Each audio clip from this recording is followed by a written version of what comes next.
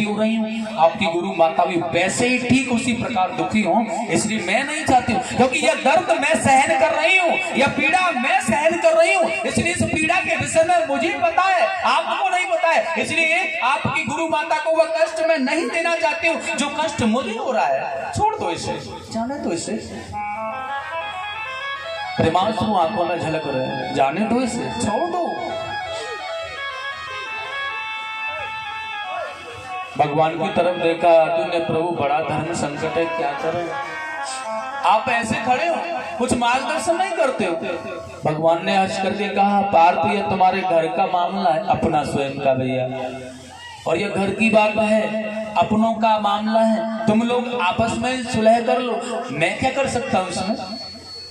लेकिन भगवान से अर्जुन ने कहा, प्रभु आप भी तो हमारे अपने घर के हो ना, तुम भी तो हमारे अपने घर के हो ना, अपने घर से अलग कहाँ हो, इसलिए आप बताओ हमें क्या करना चाहिए।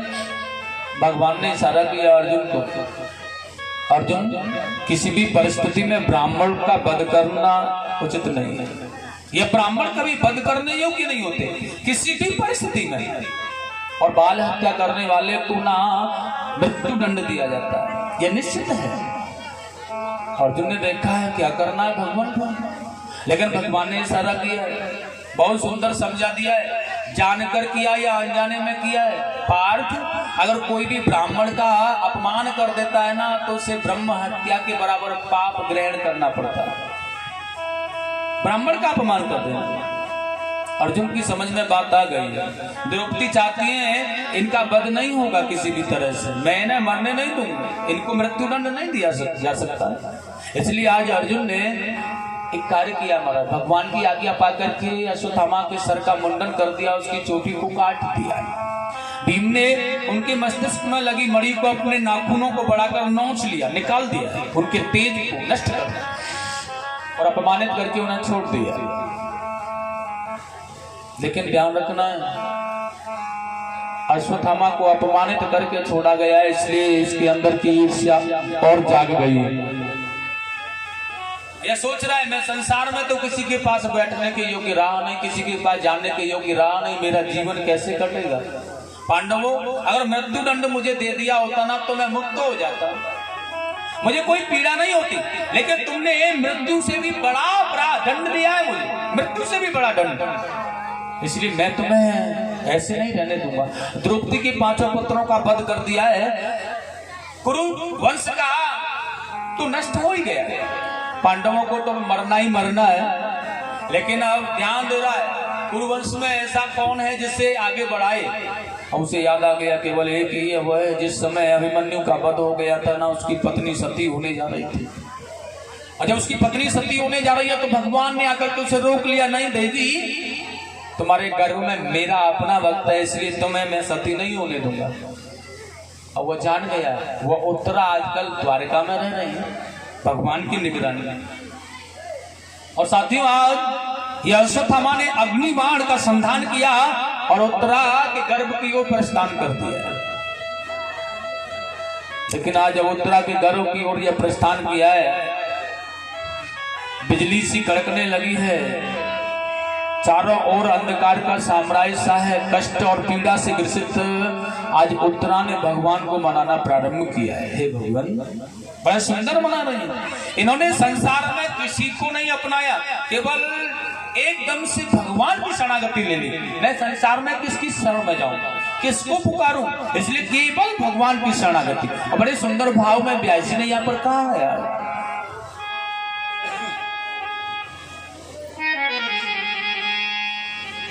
पाहे पाहे महायोगिन देव देव जगत पते, श्री कृष्ण गोविंद हरे मुरारे।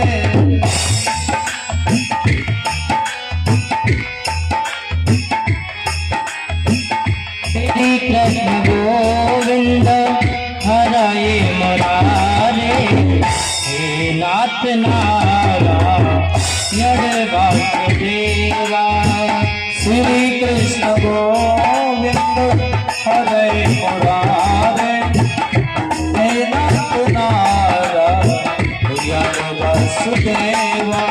ओ श्री कृष्ण गोविंद हरे मुरारे, हे नाथ नारायण वासुदेवा। और सुंदर मना रही है भगवान को पाही पाही महायोग न देव देव जगतपते। हे भगवान आप आकर के मेरी रक्षा करें। और उत्तरा को मैं भगवान ने देर नहीं की, एकदम से आकर के सूक्ष्म रूप धारण करके गर्भ में चले। कामम कहतम नामनाथम, भगवान अंतर्यामी है, बहुत ही आनंदमय। कामम कहतम नामनाथम मामे गर्भ निपात्यामम, श्री कृष्ण गोविंद हरे मुरारे। ओ श्री कृष्ण गोविंद सभी बोले प्यार से हे नाथ नारायण वासुदेवा। ओ श्री कृष्ण गोविंद हरे मुरारे, हे नाथ नारायण वासुदेवा। श्री कृष्ण गोविंद हरे मुरारे, हे नाथ नारायण वासुदेवा। हे नाथ नारायण वासुदेवा। भगवान ने कहा कष्ट ज्यादा हो रहा है क्या? उत्तरा ने कहा भगवान मेरे प्राण जा रहे हैं तो चले जाएं, लेकिन मुझे अपने प्राणों का कोई भय नहीं है। मेरे अगर प्राण जाते हैं ना तो चले जाएं, लेकिन मुझे कष्ट नहीं, कष्ट है आपके उस भक्त को। जिस समय मैं सती होने जा रही थी तो आपने मुझे सती होने से रोका। आपने कहा तेरे गर्भ में उत्तरा मेरा भक्त है, इसलिए मुझे नहीं आपके उस भक्त को कष्ट हो रहा है, आप जाकर के अपने भक्त की रक्षा करें। और भगवान सूक्ष्म रूप लेकर के गर्भ में जाकर के उस अग्निबाण को चीर्ण बना दिया, गदा सुदर्शन चक्र से गर्भ की का कवच बन करके रक्षा की। और बहुत सांत्वना प्रदान करके भगवान निकल करके उत्तरा से पूछ रहे थे कैसा लग रहा है, और बहुत शांतिमय महसूस कर रही है। भगवान बहुत अच्छा लग रहा है मुझे। हे नाथ, हे प्रभु, हे करुणा वत्सल, आप दीन वत्सल हो, आपकी करुणा बड़ी उदार है, आप भक्तों पर यूं ही कृपा करते हो भगवान। लेकिन यहाँ कुंती देख रही है, क्योंकि पांडवों के पास में तो खड़े हैं भगवान, और पांडवों के पास खड़े होकर के कार्य वहां द्वारिका में कर रहे हैं। बड़ा अद्भुत भाव है। कुंती ने भगवान की ओर देखा, क्या कर रहे हैं आप? ठाकुर जी ने बड़े सुंदर भाव में कहा, प्रसन्न चित्त जो भक्त होता है वो अपने भगवान के भाव को पढ़ लेता है। सूची ने कहा अद्भुत क्रिया भगवान ने की, सब कुछ ठीक किया।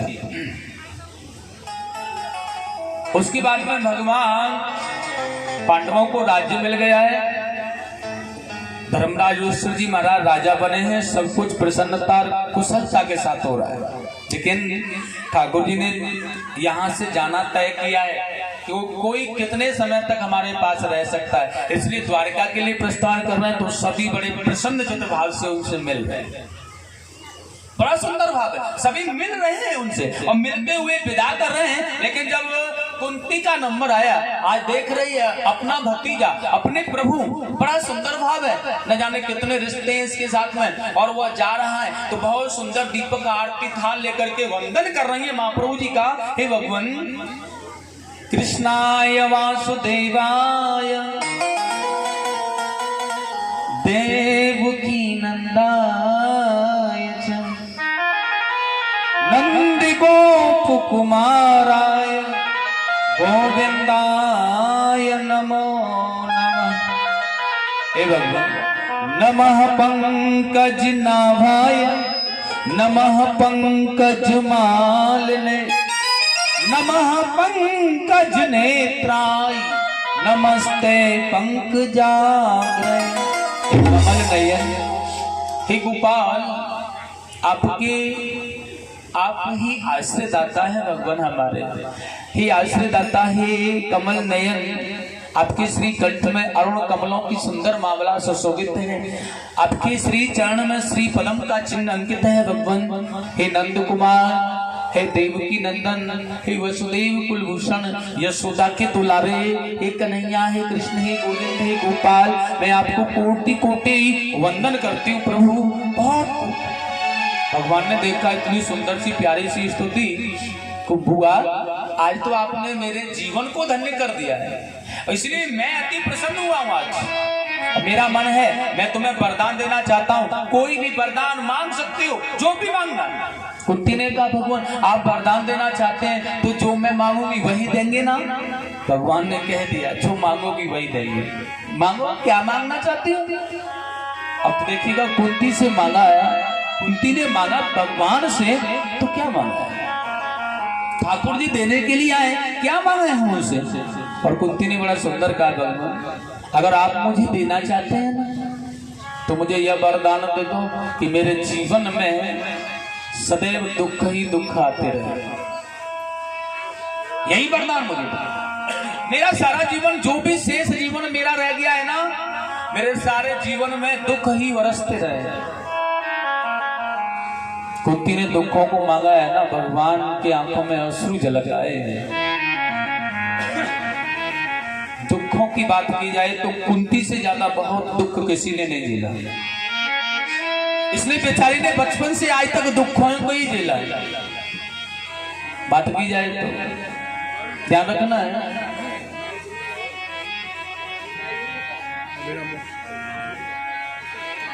यह सूरसेन की पुत्री थी, उनकी कुंती भोज नाम के राजा से बहुत अच्छी मित्रता थी, और यह सूरसेन की पुत्री होने के कारण यहाँ इनका नाम प्रथा रखा गया था। लेकिन कुंती भोज को उनके यहाँ कोई संतान न होने के कारण इन्होंने अर्पण कर दिया, तो वहां जाकर इनका नाम कुंती पड़ गया। सबसे पहला दुख तो बुआ तुम्हें वही हुआ था, अपनों को छोड़ करके कहीं दूसरी जगह पर आए। कितना दुख हो सकता है। बाल्यावस्था में महाराज ऋषि दुर्वासा की पूजा की, वंदन किया आपने, देवताओं को प्रकट करने वाले मंत्र सिद्ध किए, और देखिएगा महाप्रभु जी की कृपा हुई, आपने भगवान सूर्यदेव को बुलाया जिससे आपको परत भाव पुत्र पैदा हुआ। लेकिन आपने समाज के डर से अपने उस पुत्र को जल में प्रभावित किया। एक माता अपने पुत्र को अपने से दूर करे, कितना बड़ा था। भाग्यवश आपका विवाह भी हुआ तो पांडु महाराज के साथ में हुआ, जो कि पीरिया रोग से ग्रसित थे। जैसे तैसे आपने उस मंत्र के भाव से देवताओं को बुलाकर के अपने यहाँ यह 5 संतान उत्पन्न की। और उसके बाद में भी आपके पति जब स्वर्ग चले गए तो अपने पुत्रों के लालन पालने में तुमने कितना कष्ट सहा। आताताइयों ने उन्हें मारने का प्रयत्न किया, लाक्षागृह में जलवाने की कोशिश की, वन में जाने का आग्रह किया, अज्ञातवास भोगा। इतना बड़ा महान युद्ध जिसमें अपनों को चले जाने का कितना दुख हुआ। आज तुम्हें सुख शांति का थोड़ा समय आया मिला, वह भी आप दुख में। लेकिन कुंती ने कहा भगवान दुखों से अगर चोट खाई न होती, तुम्हारी प्रभु याद आई न होती। दुख नहीं होता ना तो ये कभी पांडव नहीं जान पाते कि एक ही द्वारिका में रहने वाला या गाय चराने वाला कृष्ण हमारा कोई अपना था। नहीं जान पाते ये प्रभु, नहीं जानते हैं। आप इनके ऊपर दुख पड़ा, हमारे ऊपर दुख हुआ तो दुखारी बन करके आप हमारी शरणागति में रहे, आप हमारे पास रहे भगवान। तो मैं जान रही हूँ कि आप केवल दुख में आकर के रहते हैं, और जैसे ही सुख आता है आप चले जाते हो। इसलिए मैं चाहती हूँ कि मेरे नैनों से आपका वियोग न हो प्रभु, और वो तभी संभव है ना जब मेरे पास में दुख रहेगा। और अगर दुख रहते हुए ही संभव है ना भगवान, आप मुझे छोड़ करके नहीं जाएंगे। अगर दुख होगा तो फिर जीवन पर्यंत मुझे दुख ही दुख दो, लेकिन आप मेरे नैनों से दूर मत जाओ, मुझसे अलग मत जाओ प्रभु, मेरे पास में रहो आप। मैं आपसे अपना वियोग नहीं सहन कर सकती हूँ। बड़ा सुंदर कहा।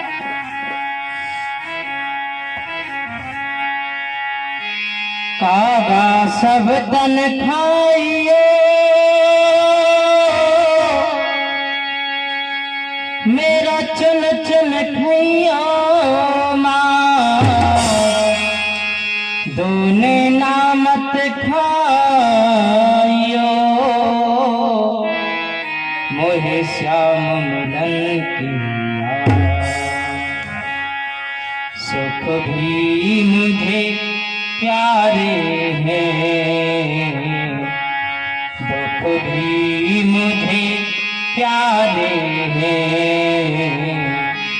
छोड़ूं मैं किसे भगवन, दोनों ही तुम्हारे हैं। सुख भी मुझे प्यारे हैं, दुख भी मुझे प्यारे हैं। छोड़ूं मैं किसे भगवन, दोनों ही तुम्हारे हैं। छोड़ूं मैं किसे भगवन, दोनों ही हमारे हैं।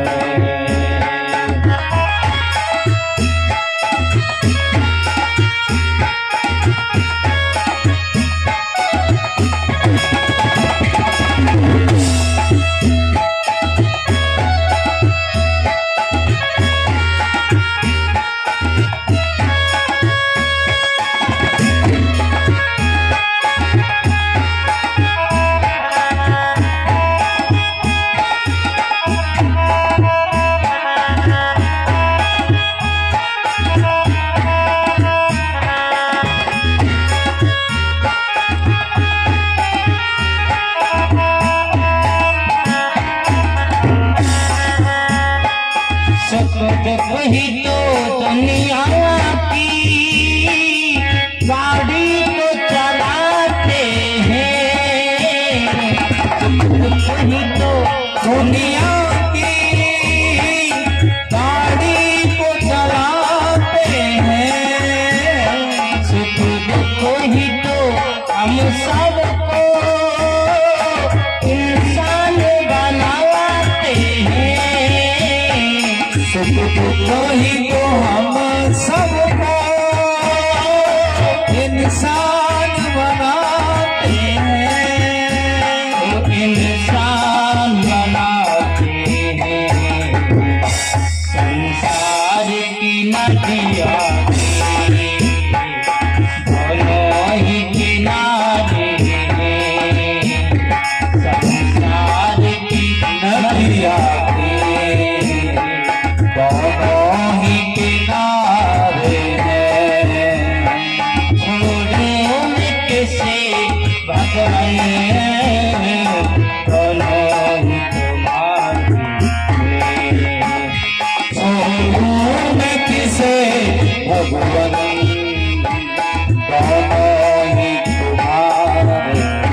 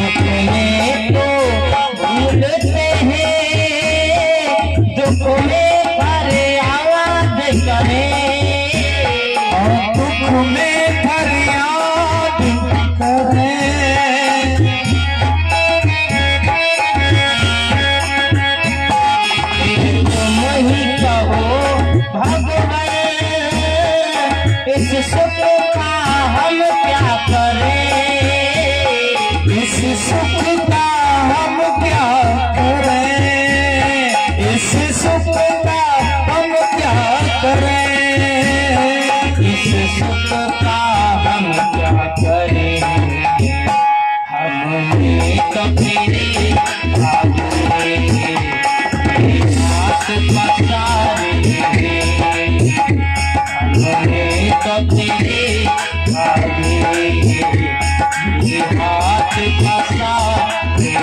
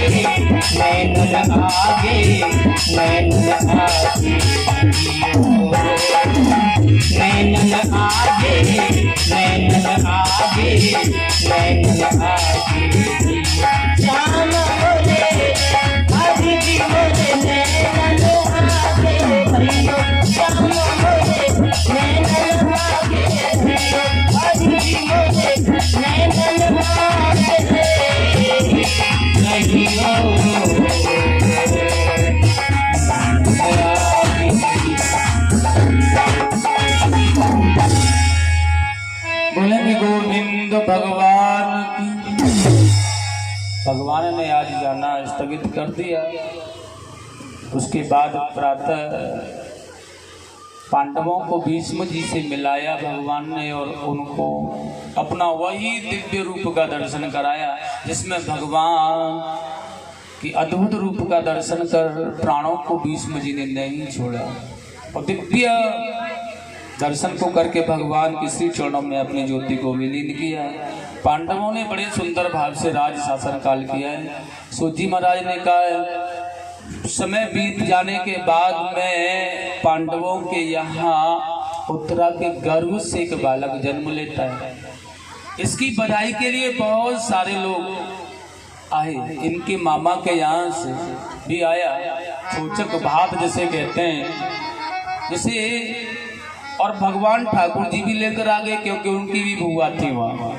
लेकिन इस बालक को जहाँ भी जिसके भी पास में भेजा गया, जिसको भी दर्शन कराया गया, उसी के मन को देख करके अप्रसन्न सा होता है। लेकिन ठाकुर जी का दिव्य दर्शन जैसे इसने किया, ये प्रसन्नचित्त हो गया और इसका कमल की भांति चेहरा।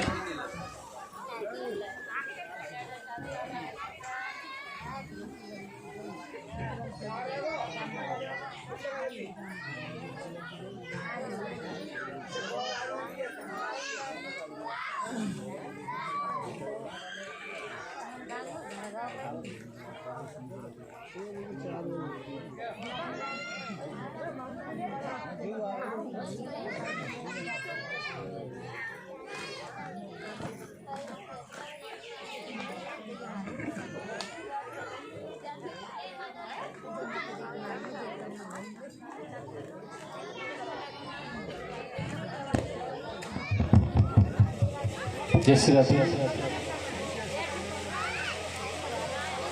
बोलेंगे वृंदावन बिहारी लाल की। महर्षियों ने इस बालक का नाम, ये परीक्षा देकर के उत्पन्न होने वाला बालक है, इसलिए इस बालक का बहुत ही प्यारा सा नाम रख दिया है परीक्षित, बहुत पवित्र करने वाला। भगवान द्वारका में गए हैं, बड़ी सुंदर बात है हमारा। आगे सूजी महाराज ने कहा जब भगवान महाप्रभु जी गोलोक धाम के लिए चले गए, भगवान के बताए हुए अनुसार ये अर्जुन लौट करके जब आ रहे हैं तो दत्तराज या धर्मराज युधिष्ठिर जी महाराज से इनकी भेंट हुई है। तो इनका तेज नष्ट हो गया है, मन अप्रसन्न है। दुखी मन को देखते हुए धर्मराज ने जब उन्हें पूछा, क्या बात है भैया, क्या किया है तुमने, यह तेज तुम्हारा कहाँ है? तब उन्होंने भगवान के गोलोक धाम जाने का संदेश दिया।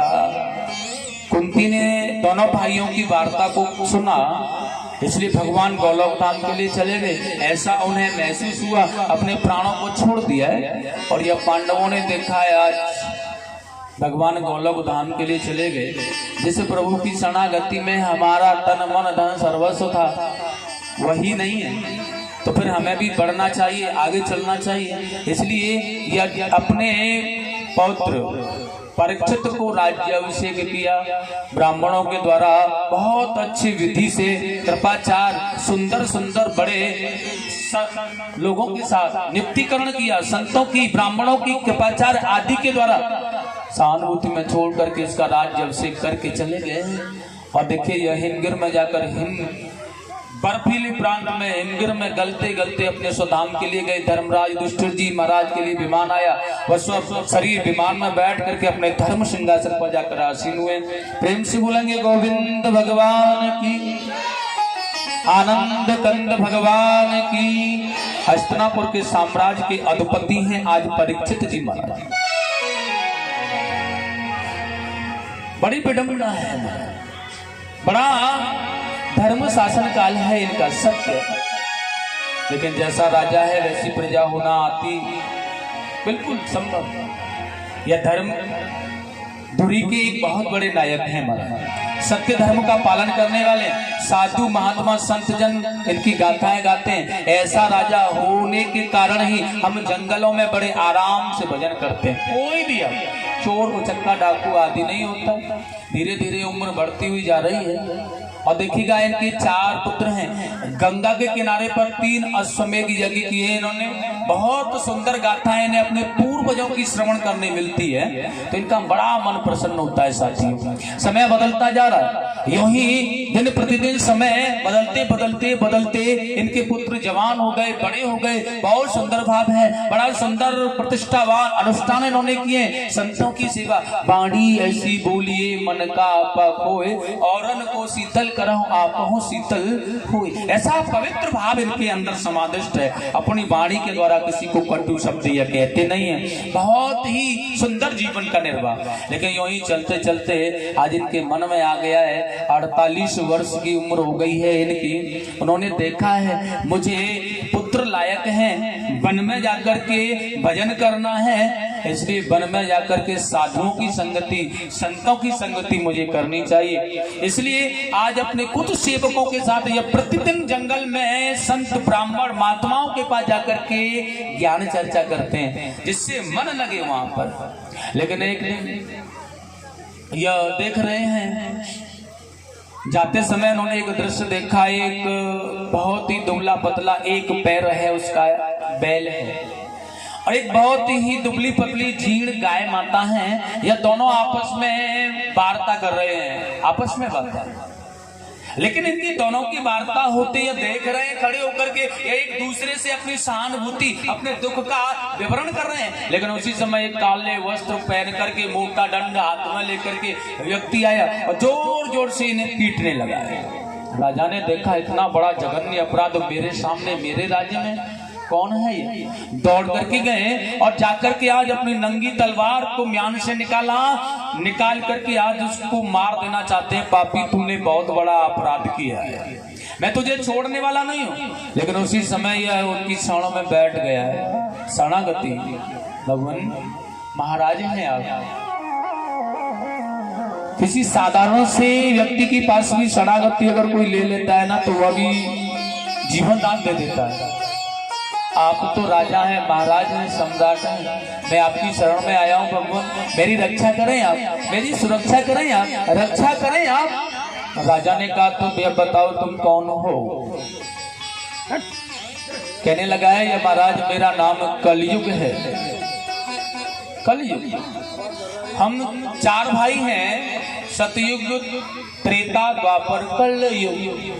मेरे 3 भाइयों ने राज्य पूरा कर लिया है। अब यह मेरा नंबर है। कलयुग क्या होता है तुम्हारे राज्य में? अब तो कलयुग ने कहा भगवान आपने अभी अभी देखा है ना, ये तो केवल मैंने दिखाया है, इससे भी बड़ा जघन्य पाप का मूल ही है ये। परीक्षित जी महाराज ने कहा तो फिर जीवन दान चाहते हो या मृत्यु चाहते हो बताओ? या राजा परीक्षित ने जब ऐसा कहा तो कलयुग ने कहा भगवान मैं केवल आपकी शरणागति चाहता हूँ, आपको जो अच्छा लगे। राजा ने कहा तो फिर ठीक है, शरणागति में आ गए हो, शरण में आ गए हो तो तुम्हें हमारे राज्य में रहना है। हाँ भगवान, क्योंकि मैं अगर जाऊं तो जाऊं कहाँ? क्योंकि सारी जहां भी दृष्टि डाल करके देखा जाए वहां आपका ही तो राज्य है, कहाँ जाऊंगा? इसलिए आपके राज्य में रहना है। राजा परीक्षित ने कहा तो ठीक है, मैं अपने राज्य में रहने के लिए तुम्हें स्थान बताता हूँ। तुम्हें मेरे राज्य में जहां जुआ खेलने वाले लोग हैं वहां जाकर के रहो। कलयुग ने कहा भगवान कैसे मन लगेगा वहां? ठीक है, एक स्थान और देते हैं। मदिरापान जहां करने वाले लोग हैं, जिन्हें अपने आप का कोई ख्याल नहीं रहता है, ऐसे लोगों के पास जाओ। कलयुग ने कहा प्रभु जी मेरा दम घुटेगा वहां। परीक्षित जी ने कहा तो फिर सुनो, एक काम करो, जहां हिंसा झूठ बोलते हैं लोग, दुराचारी हैं, कुमार्गनी हैं, वहां जाकर के रह लो। कलयुग ने कहा भगवान यहाँ भी मेरा मन नहीं लगेगा। राजा ने कहा तो फिर एक काम करो, वैश्यागमन जो वैश्याओं की संगति में रहते हैं ऐसे लोगों के पास में जाओ।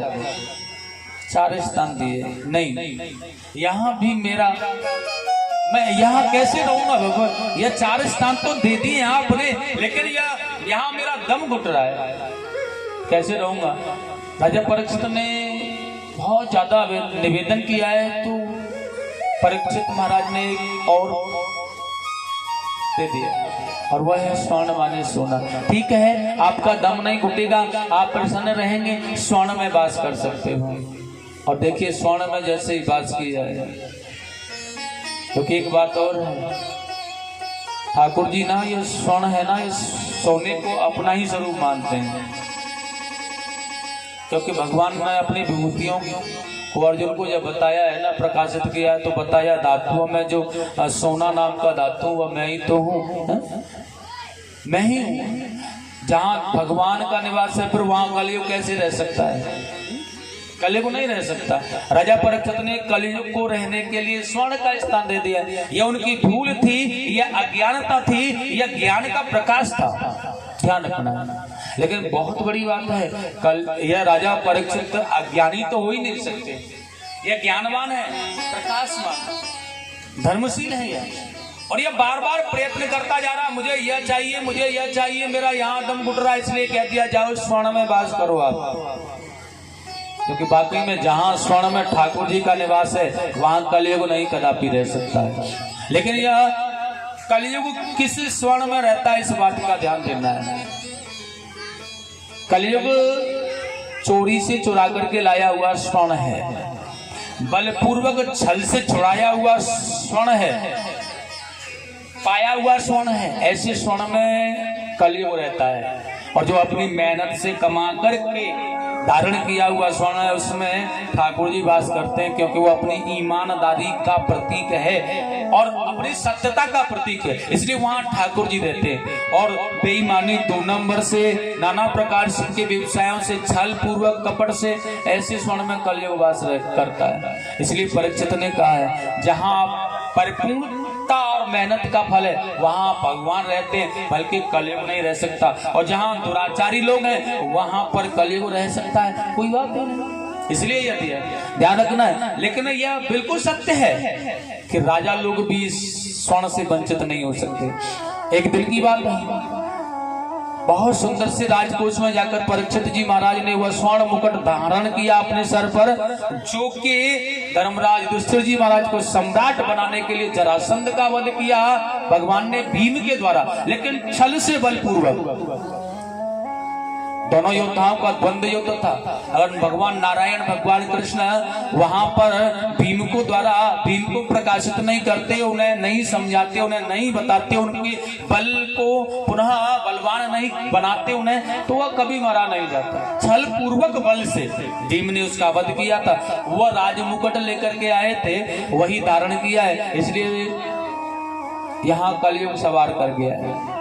और कलयुग है ना, यह स्वर्ण के अंदर से धीरे धीरे मस्तिष्क में आ गया, और मस्तिष्क में जैसे ही आया है ना, कभी भी शिकार न खेलने वाले महाराज शिकार खेलने के लिए चले गए। अपने सेवकों को साथ में ले आए। मार्ग में जाते समय आंधी और तूफान आया, सारे सेवक जन है ना वह बिछुड़ गए। अश्व पर अकेले महाराज हैं। पूरे दिन शिकार की खोज करते रहे, लेकिन कोई भी शिकार नहीं मिला, कोई भी शिकार नहीं। संध्या हो गई, भूख ने सता दिया, भूख लग रही है, प्यास लग रही है। लौट करके आ रहे हैं, महामुनि समीक ऋषि का आश्रम मिला। मार्ग में देखा है यहाँ संतों के दर्शन होंगे, बड़ा सुंदर भाव है। अश्व को बांध दिया है, संतों के दर्शन में कुछ न कुछ यहाँ मिलेगा, तृष्णा मिटेगी। लेकिन आकर के देखा है समीक ऋषि ध्यान अवस्था में बैठे हैं, लेकिन उन्हें ध्यान अवस्था से मैं जाकर के कैसे कहा जाए, बड़ी विडंबना है। लेकिन वाकई में ध्यान योग है या वैसे ही भजन करने बैठे हैं या ब्रह्म समाधि है, यह जानने के लिए परीक्षित जी महाराज ने एक मृतक सर्प लिया, उनके गले में डाल दिया है। अगर यह वाकई में ब्रह्म समाधि में होंगे तो कुछ होगा ही नहीं। अगर वैसे ही योग कर रहे हैं, साधना कर रहे हैं, तो फिर मुझे यह पहचान लेंगे, नेत्र खोल के देख लेंगे तो वार्ता हो जाएगी। लेकिन वही सर्प, मृतक सर्प को उनके गले में जैसे डाला है, लेकिन उन्होंने केवल ब्रह्म समाधि में लीन समीक ऋषि को कोई भी ख्याल नहीं हुआ। राजा लौट करके चले गए। लेकिन यहाँ पर देखा है नदी से स्नान करने के बाद आए हुए समीक पुत्र श्रृंगी ऋषि ने देखा है यह मृतक सर्प मेरे पिताश्री के गले में किसने डाला है। और उन्होंने अपनी योग शक्ति से देखा, राजा परीक्षित अब तो महाराज जब से भगवान गोलोक धाम के लिए गए हैं ना, तब से राजा लोगों ने हमें बलहीन समझ लिया। इसलिए आज श्रृंगी ऋषि ने अंजलि में जल लेकर के अपने बल का अधिकार बताना चाहे और कहा है राजा लोगों आज भी हमारे अंदर कितना बल है यह हम तुम्हें दिखाते हैं। पश्चितः में बलम, हमारे अंदर कितना बल है। अंजलि में जल कमंडल से लिया और श्राप दे दिया राजा परीक्षित को। राजन बड़ा सुंदर व्यास जी ने लिखा है यहाँ पर, यह समीक पुत्र श्रृंगी श्राप दे रहे हैं राजा परीक्षित को। आज क्या होगा तुम्हारे साथ।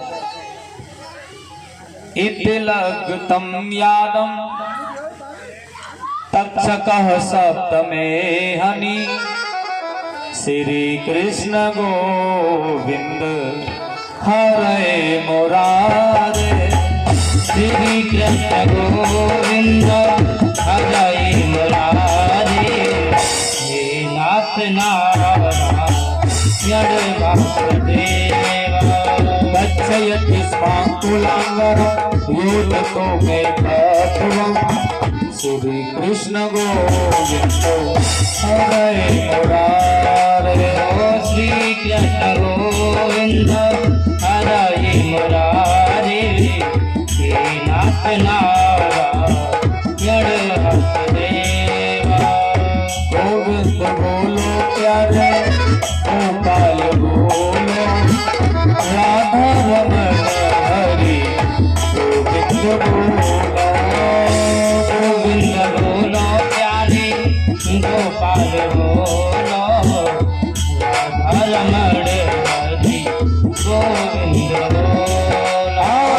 राधा रमण हरि गोविंद बोलो। इति लग्तम याद तक्षक सप्तमे हनि। राजा परीक्षित आज से ठीक 7वें दिन तक्षक सर्प आएगा और वह तुम्हें डस लेगा, तुम्हारी मृत्यु हो जाएगी, इसलिए ऐसा श्राप दे दिया है आज। लेकिन समीक ऋषि ने नेत्रों को खोला, समाधि खुली, पुत्र के विषय में पुत्र ने बताया राजा परीक्षित को श्राप लगा है। बड़ा दुख हुआ है इन्हें, और दुख इस बात का है क्योंकि परीक्षित के जैसा राजा होना बड़ा संभव बड़ा असंभव है, संभव नहीं है, क्योंकि उन ऐसे राजाओं की क्रियाकलापों से तो हम जंगल में निर्भय रहते हैं ना। लेकिन अपने शिष्यों को बुलाया, जाकर के बता तो दो कम से कम कि उन्हें श्राप लग गया है। शिष्यों ने जाकर के राजा परीक्षित से कहा, महाराज आपको श्राप लगा हुआ है, 7वें दिन तक्षक सर्प आएगा, वो डस लेगा, तुम्हारी मृत्यु हो जाएगी। मृत्यु को मुक्ति में बदलने का कोई भी साधन ढूंढो, तुम्हारी इच्छा। राजा परीक्षित को बड़ा अच्छा सा लगा है, संत का अपराध किया था ना, तो यह तो दंड कम मिला है मुझे। वह सोच रहे हैं इतना बड़ा दंड मिलना था कि मेरे पुत्रों के सहित मेरा साम्राज्य नष्ट होना था, सर्वस्व नष्ट, क्योंकि मैंने एक संत का अपमान किया है, मैंने एक ऋषि का अपमान किया है, इतना बड़ा अपराध। लेकिन जो भी है, आज अपने पुत्र जन्मेजय को राज दिया, बाण प्रस्थ लेकर के आज राजा परीक्षित गंगा के किनारे पर आ गए हैं। प्रभु जी बस यही मन में कैसे ठाकुर जी मिलेंगे, और यह बात चारों दिशाओं में गूंजने लगी है। महर्षि, राजर्षि, ब्रह्म ऋषि, बड़े बड़े त्रिपुंडधारी, मुंडधारी, बहुत बड़े बड़े संत ऋषि गण ब्राह्मण लोग यहाँ